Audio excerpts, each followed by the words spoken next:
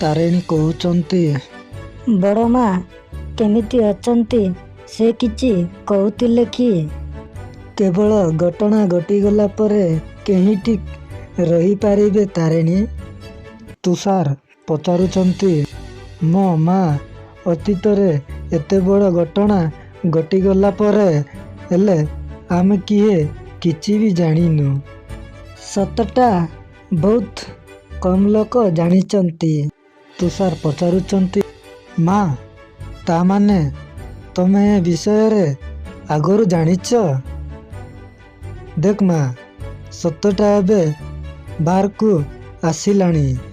ସେ ବିଷୟରେ ସମସ୍ତେ ଜାଣିବା ଦରକାର। କୁହ ମା, ସତଟା କ'ଣ? ତାରିଣୀ କହୁଛନ୍ତି। କୁହନ୍ତୁ ମା, ସତ କଥାଟା କ'ଣ? ଆଉ ଯଦି ଆମେ ସତଟା କ'ଣ ନ ଜାଣିବା ତାହେଲେ ଆମେ ଠିକ୍ କେମିତି କରିବା? ହେଲେ ଶୁଣନ୍ତୁ କହୁଛି। 25 ବର୍ଷ ତଳର କଥା। ସେତେବେଳେ ମୁଁ ଏ ଘରକୁ ନୂଆରେ ବାହା ହେଇଥିଲି।